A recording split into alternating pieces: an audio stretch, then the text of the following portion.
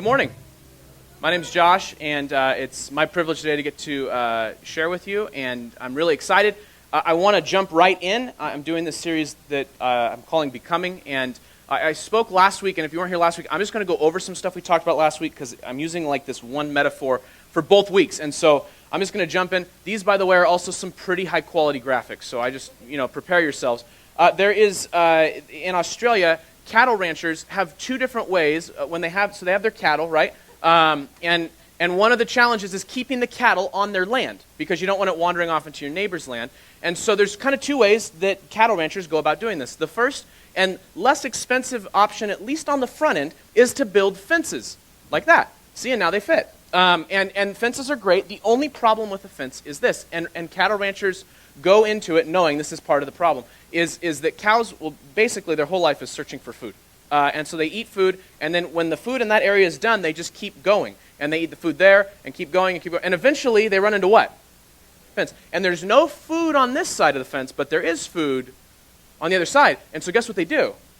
They're a cow. They can go through a fence, no problem, right? And so these ranchers know that when they build a fence, part of it is going to be they're going to have to continually upkeep and repair the fence. Does that make sense? So that's way one. The second way, and it's a lot more expensive up front, but it's kind of a permanent solution, is to put a well dead center in the property. And what happens is that when they do that, they put this well in, they bring the water from up to the surface of the ground, and that creates food.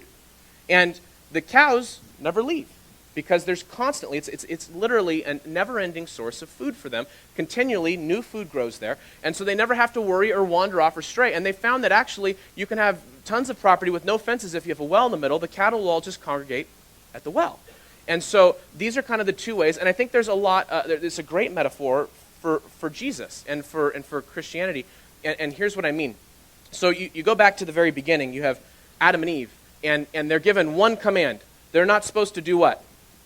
They're supposed to eat one fruit from one tree, right? Don't eat the fruit from this tree, and everything else is good. And how'd they do? They had one job, blew it, right? And so then God and humans were kind of disconnected, and God makes this promise to this guy named Abraham that through Abraham he's going to bless the world. And then eventually you get this guy named Moses, and God gives Moses these 613 commandments, which I just find really funny. Because if humans struggled keeping one command, how do you think we did with over 600? Yeah, and guess what? We didn't. But back in that time, for a season, because this was not God's long-term plan, for a season, connection to God, closeness to God, was all about how well did you obey those 600-plus commands. Does that make sense? And so, but the problem is, and it's a great fence, right? It's really clear if you're obeying the commands or not, because you're inside the fence or you're outside the fence, right? And here's the fence. God set it up, 613 laws, and if you're inside the fence, you're obeying, and if you're not, you're outside. And easy. It's very clear to delineate. But then, because God knew we could not keep this law, he sent his son, Jesus, who comes to earth and is, in effect, or at least playing with our metaphor, the well. And he shows up and does all 613 commands. He does them flawlessly, never sins. And then he dies in our place. And now, connection to God is not about how well I do with these 613 laws. It's not about how well I do staying inside the fence. It now is about relationship with Jesus. It's about being at the well. And you can still play the fence game if you want to, but why would you? Why would you go out and search the outskirts of the property when there's food right in the center and it's never ending? And there's this new covenant, this new contract that says that relationship with Jesus is what's most important. God's way, his new way, is a relationship with Jesus. And this is great. It's great news. But if you're like me and you've been around church for a while, yes, it's a relationship with Jesus. It's by faith. It's by grace alone. That's it. Nothing else. However, and also, there's some things we like to also see people do, right? And it often comes out in this way. Well, a real Christian wouldn't ... right? Or maybe, you should do ... because you love Jesus. And I'm not saying that's true or not. I'm just saying that it's not about the 613. It's not about the fence. It's about this well. And last week I said that I thought there were four things that define people who live at the well. The first is that they don't allow their anxiety to turn into worry. Feeling anxious is pretty involuntary. If you're scared in a moment, you don't really have control over the fact that your heart rate spikes. You begin to sweat a little more. Your heart, maybe you shake a little bit, and right, your senses kind of increase. You're able to kind of be aware of a little more, and so, but if you allow that anxiety to turn into worry, that's dangerous, especially when it comes to God providing. Because when I worry, I trust God the least when I worry, and I assume the worst in people when I worry. I just am assuming everyone's going to let me down when I worry. But if we go back to our analogy, what worry does the cattle have at the well? What are they afraid of? You afraid you're going to run out of food? It's a well. If you're not sure where food is, look down. At any point, food is there. Now, however, if you live the fence way, then you should worry about food because there is a limited quantity and it is going quick, right? And the second thing they do is they're not really concerned with comparison, because what concern is there for comparison over who's going to get the good food if there's infinite food? But when there's a very little amount of food, then we start playing the comparison game to determine who deserves that food, right? Hey, there's only a little bit left. Who's going to get it? Well, Steve last week did this. He's out. Yeah, no way. It's kind of like, have you ever played pizza math, where there's a group of you and there's a pizza, and you start to get down to like not a lot of slices, and then you look at your friend and they don't eat the crust, and they reach for the last piece. And they got one more piece than everybody else. Injustice at its highest form, right? Like no, you got to eat the crust. And similarly, when there's a limited amount of food, of course we're going to prioritize. And of course we're going to have all these rules. You didn't eat your crust, you don't get the last piece. That makes sense to us. We're Americans, right? But if there's unlimited food, if pizza was infinite, if you were at a buffet, who cares who got the last piece on the table? There's more right there. And there will continue to be more there for eternity, right? God bless the buffets. The third thing I think is that they're much more interested in who they're becoming than what they should be doing. And I put that in quotation marks because things I should be doing are often things I don't want to do, don't like to do, and I'm just doing them not for the heart of it, but just to so other people will think something of me, right? I never enjoy doing things I should do. I sometimes enjoy the reward, but I don't like the should. And people that live at the well, they're much more interested in who they're becoming. They want to be the kind of people. So if I ever see a cop car behind me, I have a rule. I have a set of rules for driving that come out when there's a cop around. And it's not just obey the law. No, it's worse. I will not pass a cop. I'm not kidding. Because in my mind, if I pass him, then he's going to be like, and the funny thing is sometimes I think cops know it, so they'll go 55, 50, and I'm like, game on, 45, 40, let's go. Because in my mind, if I don't pass him, how could he pull me over, right? I don't know. Is that true? Probably not. I bet cops pull people like that over all the time. But it doesn't matter. But the reality is if I were a good driver, which I'm not, but if I were, I would drive the speed limit and the correct way all the time, whether a cop was there or not, right? Yeah. Now, do we do that? Not even a little bit. The last thing is that the people that live at the well live with joy. And I talked about this last week, and this was really convicting for me when I heard it. There's this verse in this book called Ecclesiastes, written by this guy named Solomon at the end of his life. And he had great wealth. And at the end of his life, he has this different perspective on life that I don't typically have. And he says this at one point. He says, "It is a great evil for people to be blessed by God and not be able to enjoy it." Matter of fact, to have God's blessing and to not enjoy it, it would be better just not to be born. And the point being this, because the one who has God's blessing but doesn't enjoy it is not content enough with the God's blessing. They're always in pursuit of what? More. And that is a great evil. The inability just to stop and say, God, thank you for this today. I'm going to enjoy it. And I'll worry about tomorrow, right? And so these are the four things I talked about last week. If you were here, recap done. If you weren't here, this is what I talked about. And I'm sorry that was so quick, because I have 3 new things I want to add today. And these are brand new. I didn't talk about them last week. I want to talk about them this week. The first one is this, that I think people at the well are engaged in the continual, and that word is important, the continual process of becoming a disciple. So back in Jesus' day, basically probably around somewhere 25, 26 AD, just past the whatever you call where it went from BC to AD. The culture was this, that there would be these Jewish teachers who made it through all of their schooling, who would then become rabbis. And the rabbi would take the law, the 613 I talked about earlier, right, and would interpret that law in a particular way. And rabbis would differ in their interpretations. So one might hear, thou shalt not murder, and they would say, well, but self-defense is different, right? I mean, we do this too. Murder's a pretty big crime, but if you're doing it in self-defense, it's different, right? We get this, don't we? Like speeding is bad, but if you're speeding to the hospital, it's better. Like there's certain circumstances that law is not just always black and white sometimes. Sometimes there's some like, well, but what about this? And so these rabbis would interpret it, and they would have these guys called disciples that would follow them everywhere. And the job of the disciple was to learn and emulate and imitate everything the rabbi did. They would learn the rabbi's interpretation on something so well that they would be able to give it verbatim. They would learn how the rabbi prepared his food. They would walk everywhere with the rabbi. It was not uncommon to say that a good disciple would constantly be covered in the dust of their rabbi because they would walk so close that the flip-flops would kick up dirt and they'd be covered in this dust. Does that make sense? And so when we talk about, Jesus refers to us often, he had his 12 disciples, which were the guys that tried to emulate Jesus, but then Jesus calls them to go and make disciples of everyone, and we're part of that. And so if you follow Jesus, you are, the fancy word, you're a disciple. And it's not a one-time thing, though. It's a continual process, right? We're continually, but sometimes, and if you're like me, so I'm very strategic. I live in Fresno. I'm still trying to find a faster way to the ranchos. There's really only 2 roads. There's 2 options primarily, and I'm still like, there's got to be a better way. And that's just me. I'm always looking to make things more efficient. I love systems. And so one of the things with me and Jesus, it's very easy for me to fall into a system. And by system, I mean a routine, where I do the same thing roughly every single day. I pray at meals. I pray before I go to bed. I read my Bible sometimes. It's Sunday and I go to church. If it's during the week and I'm supposed to, like, I have this routine. Does anybody else have a routine? And here's the thing.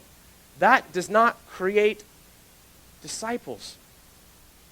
It's a routine, and routine's great. Don't get me wrong, but what I want you to hear me say is this. It's a continual process, which means Jesus is going to continue to grow us and shape us and challenge us in ways, and that routine should change and shake up every so often.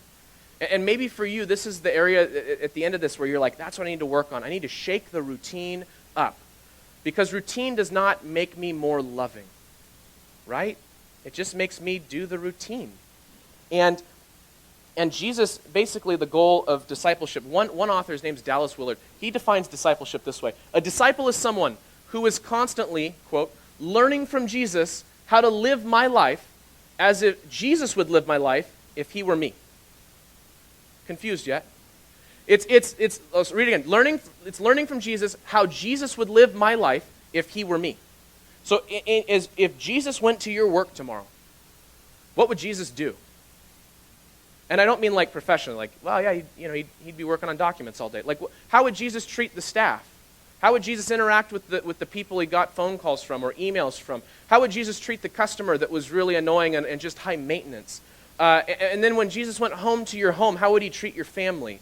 How would he conduct himself on the drive home? Would he drive like a maniac, or would he, well, let's not go there. And so, right, but that's the idea. A disciple is someone who's constantly learning from Jesus. And so it's constantly asking this question. Jesus, if you were me, how would you live? If you were Jesus, if you were Josh, what would you do different? How would you live? And then trying to emulate that. Does that make sense? And so it's a process because our lives are constantly changing.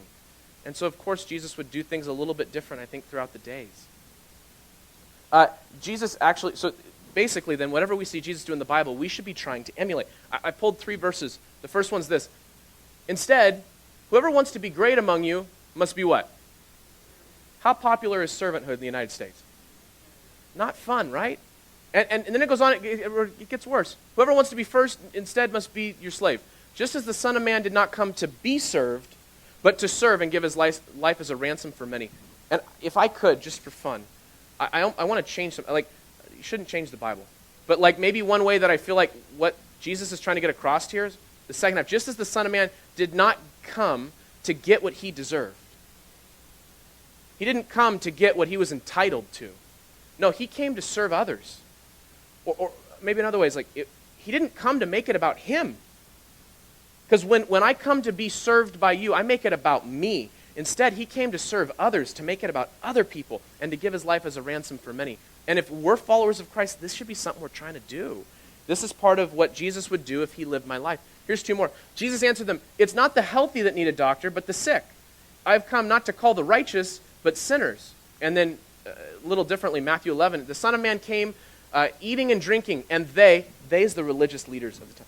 They say, here's a glutton and a drunkard, a friend of tax collectors and sinners.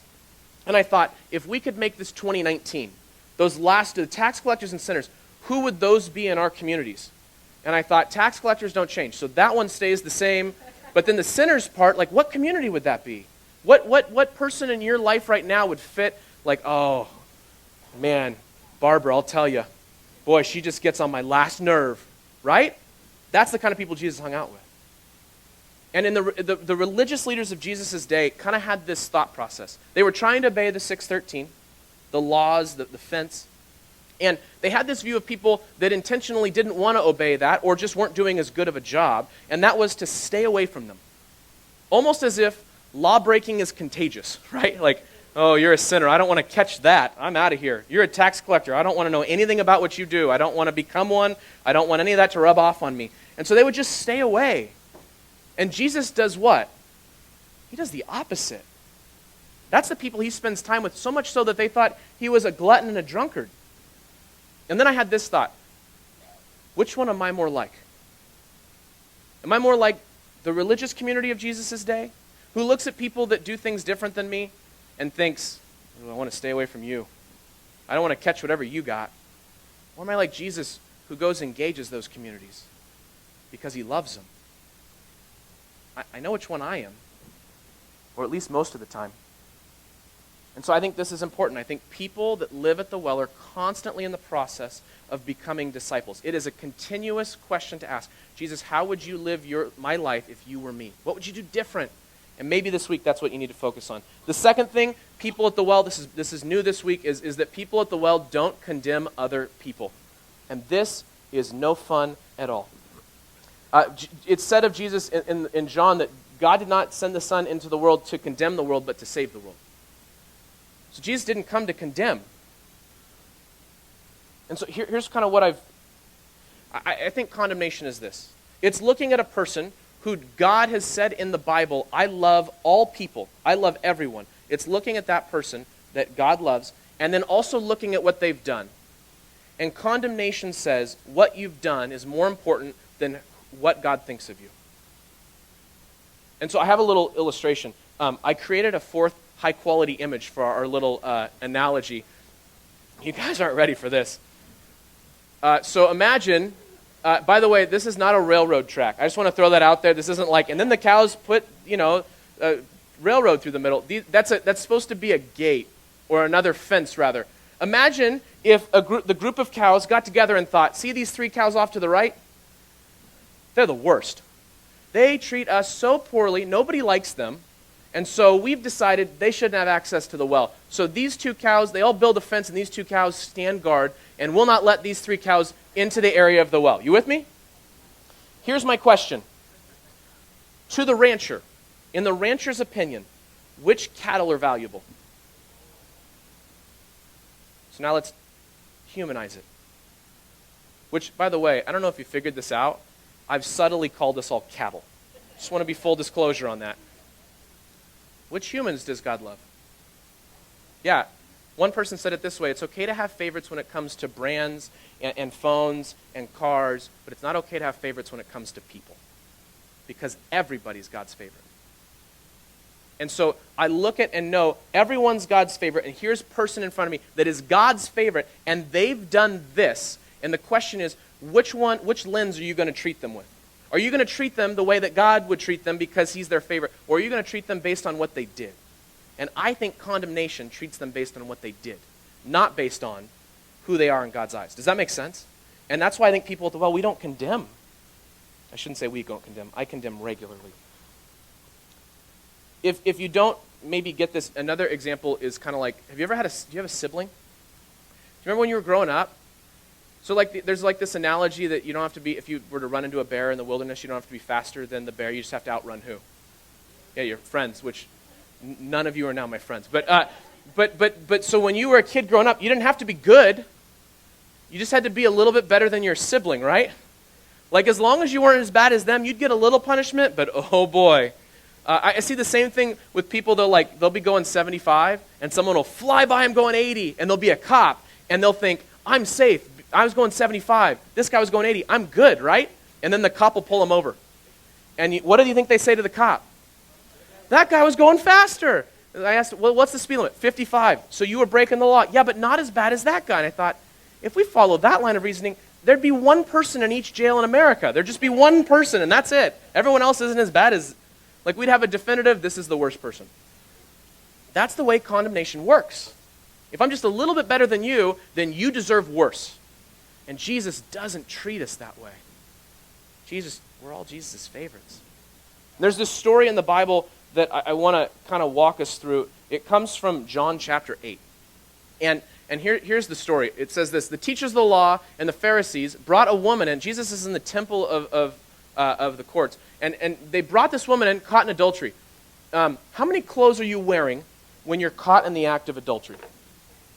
Not much. And so she's brought into the room, which I have to think, if this ever happens to you in your real life, it will be the most memorable moment of your entire life. That one time you were anywhere and a naked woman got dragged in by a bunch of people and thrown into the middle, and they all started talking about her. That would capture your attention, wouldn't it? And so they're talking, and one of them, they made her stand before the group and said to Jesus, "Teacher, this woman was caught in the act of adultery. In the law," one of the 613 commands, right? "Moses commanded us to stone such women. Now what do you say?" And notice, they weren't really interested in what he had to say. They were just trying to trap him. They were trying to find a basis to accuse him on something. And Jesus is brilliant. Jesus bends down and starts to write on the ground with his finger. And most Bible studiers or people that have studied this passage have tried so hard to figure out what he was writing. Who knows? The thing I do know is, at least personally, I don't know what he was writing, but if he bent down and started writing in the dirt, my guess is that no one was looking at the woman for a moment. But who knows?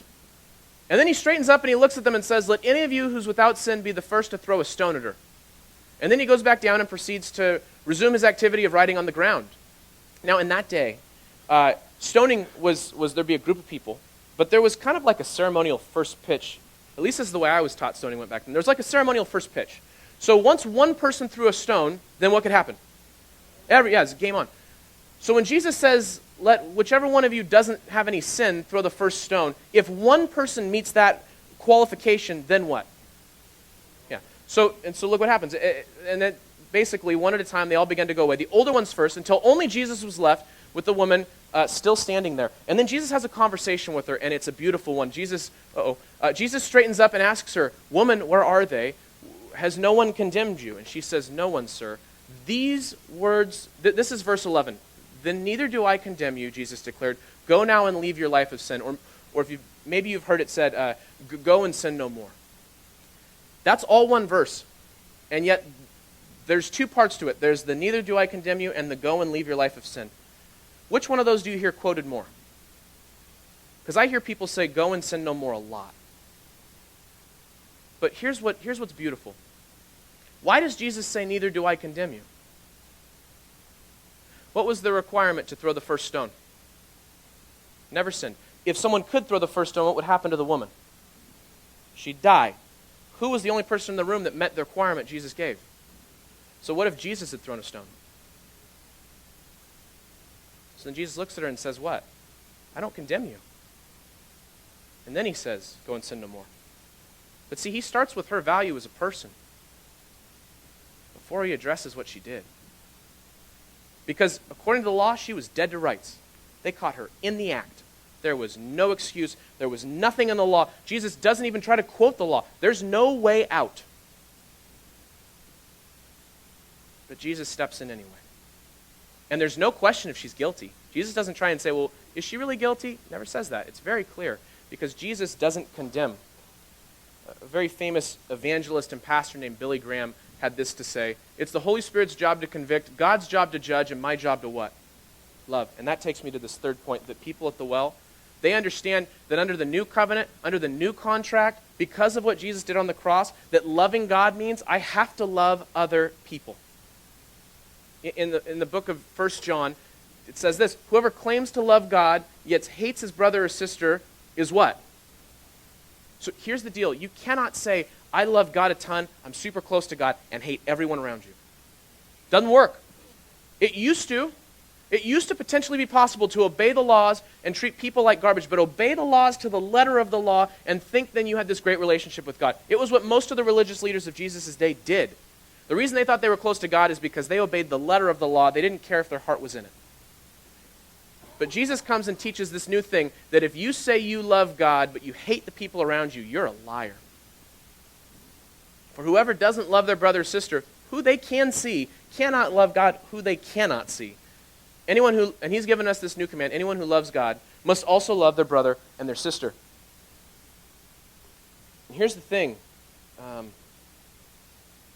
If condemnation looks at how much God loves a person and what that person's done and chooses to look at them first through what they've done, love does the opposite. Love looks at the person and says, yep, I know what you did, but God loves you and I love you. Do you deserve it? Not even a little. But I'm going to choose to value you over what you've done. That's what Jesus did all the time. Jesus, and this is just based on what I've seen. This is not based on any research or study. But in my experience of hearing stories of Jesus in the Bible, I have yet to see a time where Jesus chose to deal with someone's sin before he dealt with their immediate need. Except once. There's this guy that gets lowered through the roof. They cut a hole in the roof and lower this guy in, and it's Jesus and a bunch of these religious leaders. And this guy's crippled. He's paralyzed. And Jesus looks at the guy. First words, which I don't know. I'm always looking for new creative ways to start a conversation. This would not be my top pick. He looks at the guy and goes, your sins are forgiven. Nice to meet you too. I don't know. How do you respond in that moment? Thanks. And around Jesus, there's all these religious leaders, and they begin, this is the power I want, by the way. They begin to think to themselves, which I love. They're not speaking it, they're thinking it. Who does this guy think he is that he can forgive sins? And Jesus speaks to their thoughts, which is just the coolest, and says, if I could heal his paralysis, would you believe that I have the power to forgive sin? And there's kind of this implied well, sure. Jesus looks at the guy and says, well, then pick up your mat and walk. That's the only time I've found in Scripture, and maybe there's others, and I don't want you to, this is not exhaustive, this is just based on what I've seen. Jesus has a habit of dealing with the person before dealing with what they've done. And then I have this question, if I'm a disciple of Jesus, the same should be true of me, and yet more often than not, it's way more fun and way more encouraging for me to treat people based on what they've done than it is to treat them based on how God feels about them. Maybe you can relate. It's way easier. But Jesus doesn't do things that way. When I was in high school, I had graduated high school. I went to a Christian high school, and not everyone, Christian high school basically meant we went to chapel a lot, and we had a Bible class. But there were lots of kids that went to Christian school that really had no interest in following Jesus. They were just there because their parents made them go there, right? And there was a buddy of mine, and there was a couple of us that really wanted to be there and really tried hard to be good Christians. And I'll put that in these. To the best of our ability, we really tried hard. And at least from what we were taught at that time, it meant being a good kid. And we graduated high school, and there was this night, probably about 1 in the morning, 1:30 in the morning, I got a call from my buddy. And he said, hey, I'm at this party. There's this girl that's had way too much to drink, and I'm here trying to make sure she doesn't get taken advantage of. And so he said, can you come pick me up? And it was one of those things, I don't know if you have a friend like this, but it's like, for me, it was like I have a couple friends where there's no explanation needed. You tell me to come pick you up, I'm there. Right? And so it was like, I'm coming. I don't even need to hear the circumstances. I'm on my way. And so a 30-minute drive. I picked him and the girl and 2 of the guys up, put them in my car. We took her home, and then we went and got some food for the rest of the guys because we had a 30-minute drive. And if I'm perfectly honest, I just didn't want them throwing up in my car. And because the other 2 guys had quite a bit. And dropped those 2 guys off, and it was just me and my buddy. And I looked at my buddy and I asked him a question. So why didn't you take your truck? He said, well, there weren't enough seatbelts. I said, there's enough seatbelts technically for the 4 of you. It would have been tight, but you could have fit. And he's like, well, I just, I wanted to be able to stick together, and I knew, blah, blah, blah. And I was kind of like, okay. And then I looked at him and I asked him this question. I said, did you have anything to drink? And he looked me in the eyes. He goes, no, of course not. And so it was my best friend. He told me he did, and I believed him. Apparently you guys don't. But he was my best friend. So the next day, one of the other guys in the car called and said, hey, man, thank you for picking us up. The three of us had had way too much to drink. And I said, I know, that you two and that girl seem really, it was no, and your buddy too. So then I proceeded to call my buddy up. I said, hey, can we get together? He's like, sure. Got together with him. And I think I started the conversation off something to the effect of, I cannot believe that you were drinking. What's funny is I didn't even address the lying part. Like, that should have been the biggest deal, right? I can't believe you didn't trust me. But the funny thing is, based on what I said in that moment, I get why he didn't trust me, right? He shouldn't have trusted me. I was not trustworthy. I looked at him and said, I cannot believe, how dare you go to a Christian school, go to church, be a leader, do all this stuff, and then how? And in that moment, was I more like the religious leaders of Jesus' day, or was I more like Jesus? Because I think Jesus, because I looked at what he did before I looked at who he was. And Jesus would have looked at him and been like, I don't know what Jesus would have done. This is Josh's best guess, so it's going to be real messed up. But it was something to the effect of, man, dude, I love you. And I don't know what was going on last night, but I know that you were drinking too. And man, is everything okay? Can we talk about it? Because I care about you. Right? And yet, man, I'm so bad at that. It is so easy to call out people's stuff before remembering. It's so much easier to remember what people have done wrong than it is to remember that God loves these people, right? But I think God calls us, because of Jesus, to love them first, to lead with love. And yet that's really difficult. Jesus says this in John. He says, a new command I give to you, to do what? Love one another. As I've loved you, you must love each other. Oh, that's a lot harder. Love one another, okay. Love each other like Jesus loved us. That raised the bar. By this, everyone will know that you're my disciples. If you what? Which means maybe that the way that we love one another is the clearest identifier that we claim to follow Jesus. There's an organization called World Vision. They're an organization that exists, and basically what they do is they go into communities that are underdeveloped third world countries, and they basically have an incredible system where they go in and you can sponsor a child, and by sponsoring a child in these communities in other countries, you can help pay for their food and their water and their health. They get nutrition stuff, and they get medicines. They get an education. We do something similar with the academy in Guatemala, the Lemonade International, where some of you have sponsored kids. And the kids write you letters, right? And then if you're like me, you never write the letters back and you feel awful about it, or at least I do. And the thing that's cool about World Vision, and there's lots of organizations now like this, but they were kind of near the front. One of the first it is they would exclusively hire people from the region and train the people from the region to run the programs for these kids. So we weren't, like when you sponsored a kid, you weren't just sponsoring the kid, you were sponsoring the program that helped adults and kids. Does that make sense? So you weren't just helping, and it wasn't like they sent a bunch of people from out of state in there to go do this. They were teaching communities to be self-sufficient, which is beautiful, right? Like, isn't that a great thing? A couple years ago, World Vision released a statement by which they said that they no longer would bar an employee from working at their organization if they identified as homosexual. And when that happened, for 48 hours, the CEO said he got call after email after text, after all of this from people who were like, how dare you? And I don't know where you land on that issue, and I'm not here to talk about that issue. But what I am here to talk about is what happened next. Because over that 48 hours, 3,600 child scholarships were withdrawn. And my question is, which is more important? And that's what happens when we don't lead with love. And I read that in a book recently, and my heart just sank. And I want to be clear, I don't know, I'm not telling you I don't know. But to hold kids hostage over it, I have a really hard time with that. If we're going to follow Jesus, we've got to love. Which means we treat people based on, we see first that they're God's favorite before we see what they've done. We don't ignore what they've done. We just choose to love them first. Does that make sense? Over the last 2 weeks, I've given 7 things I think people at the well do. I've been really excited about this. And it's all for this reason. Why does it matter if we do this well? And I found this graphic.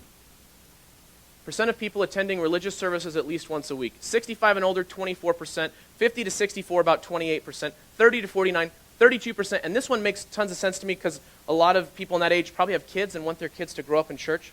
But look at this last category. 18 to 29-year-olds. What percent? It's not even close. And what I have a hard time with is the people that fall into that category are not just people. I know their names. I had many of them in my youth group for years. This is a generation that apparently, compared to the other generations, is leaving the church. Wants nothing to do with the church. And I've talked to people that are in this age category that have talked to me and told them some of the things that have been done to them, and they're very extreme cases, but they're really terrible, and I'm with them in that. But on the whole, I had this realization. For the 18 to 29-year-old community, my guess is if they came to church and the music was just bad, and the announcements were boring, and the sermon was just like, what? I don't know. That didn't really relate to me at all. And you know, whatever. And the decorations were tacky and all that.